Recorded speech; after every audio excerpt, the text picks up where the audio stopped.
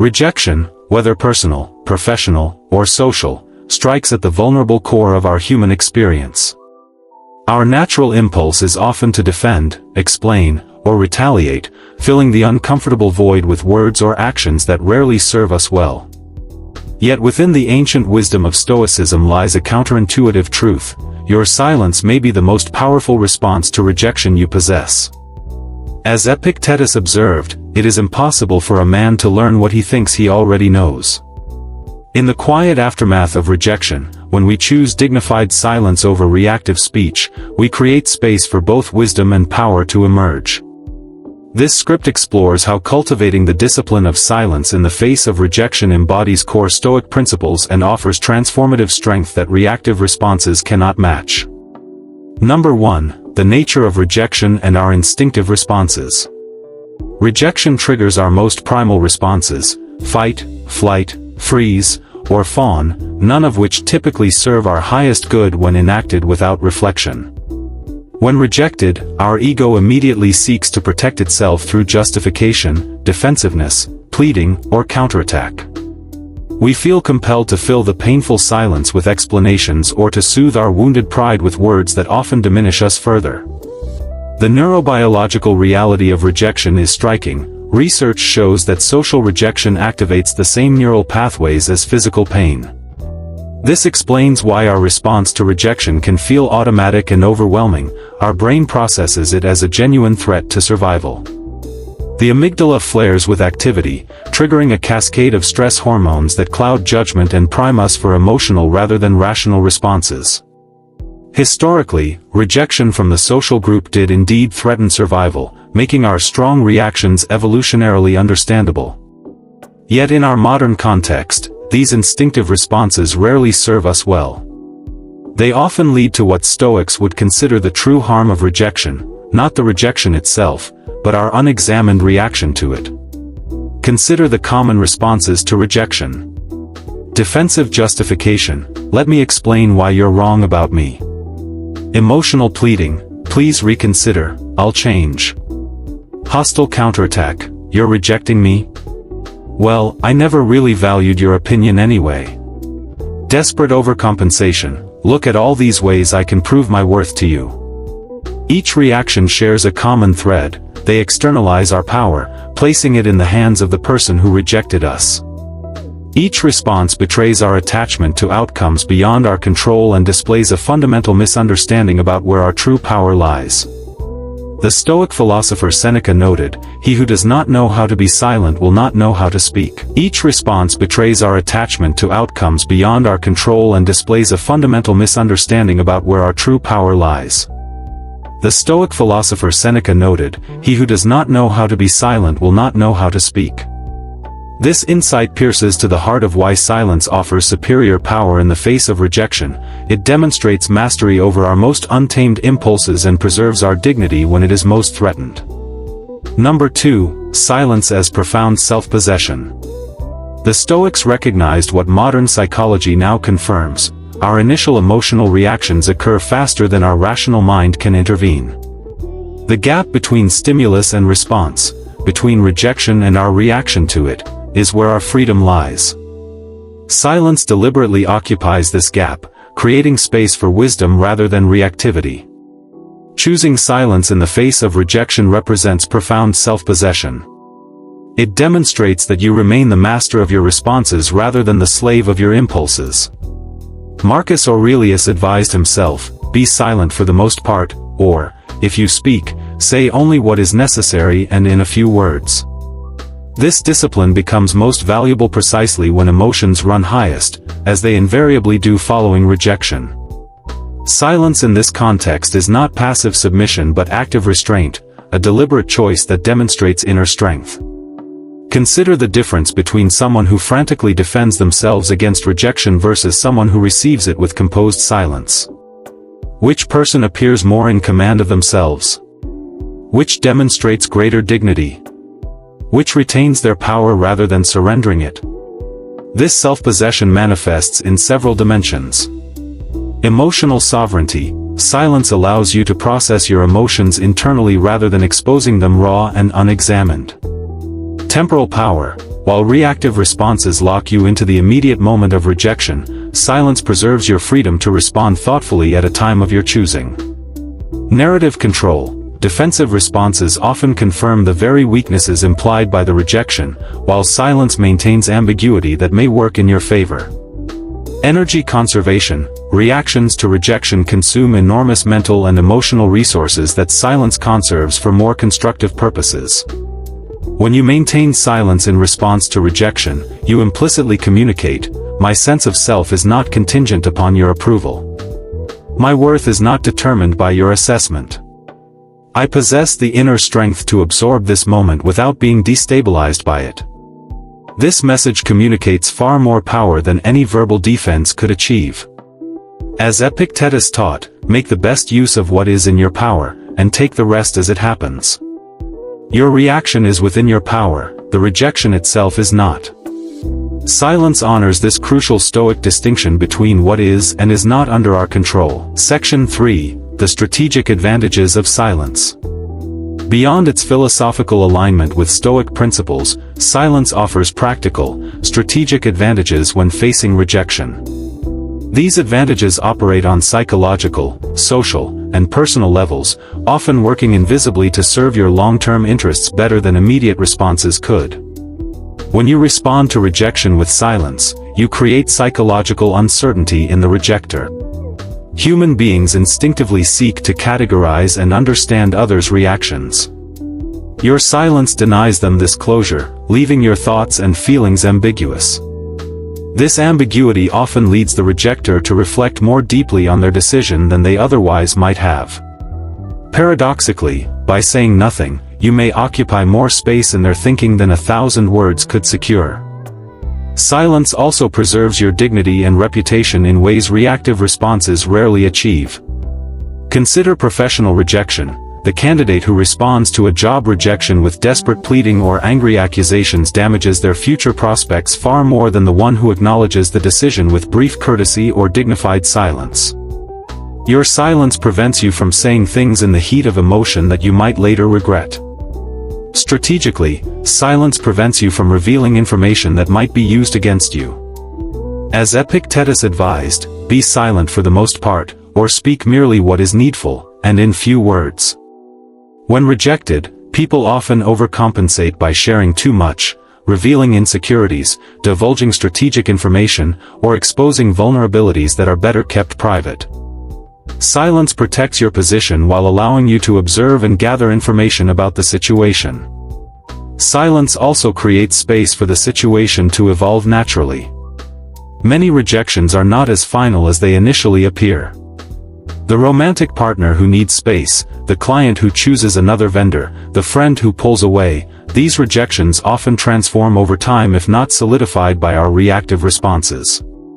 By meeting rejection with silence, you allow for this natural evolution rather than forcing a premature resolution.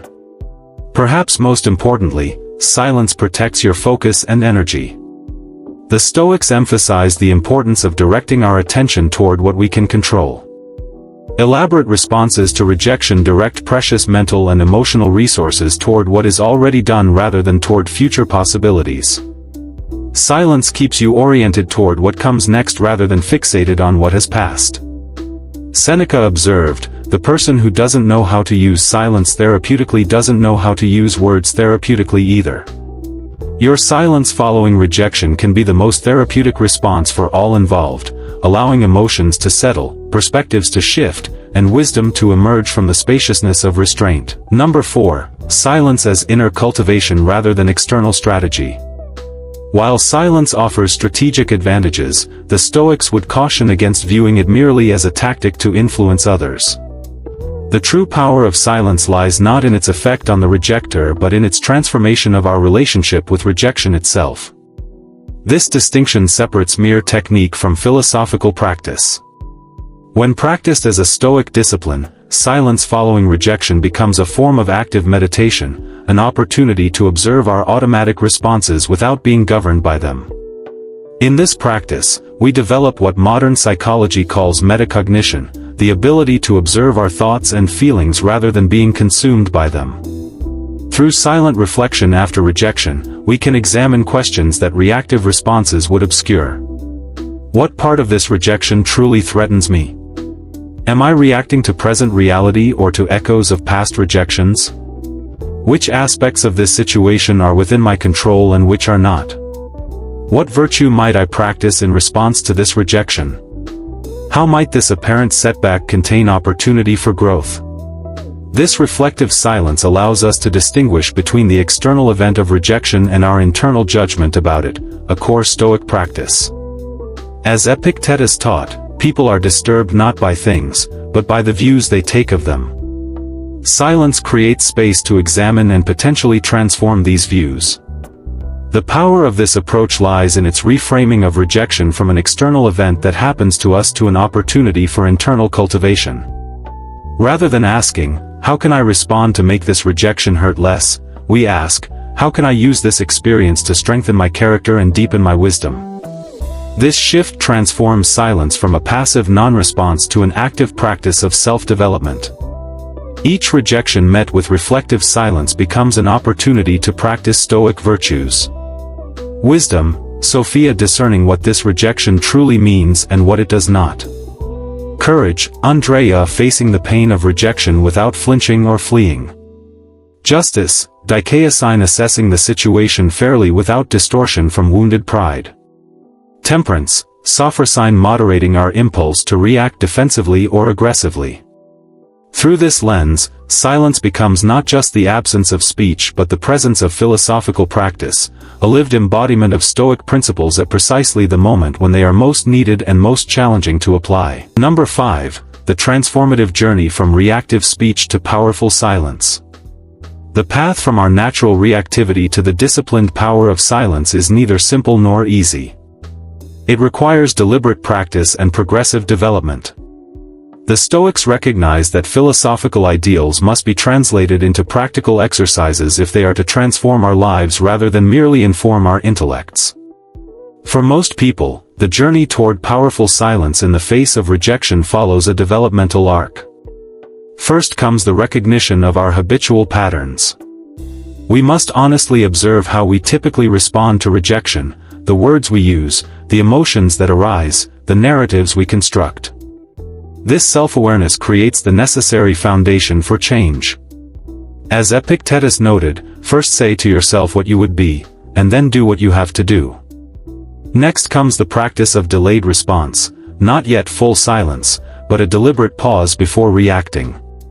This might mean waiting 24 hours before responding to a rejection email, excusing yourself from a conversation when rejection occurs, or any other practice that creates space between stimulus and response. Even a brief pause can interrupt automatic reactions and allow wisdom to enter. With consistent practice, we develop the capacity for what might be called intentional silence, a conscious choice to remain silent not because we are suppressing our reaction but because we recognize silence as the most powerful response available. This silence feels different internally. It is not filled with unspoken words but with present awareness.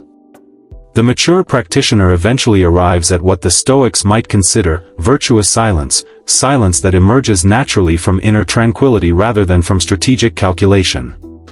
At this stage, silence in the face of rejection is not a technique we employ but a natural expression of our philosophical development.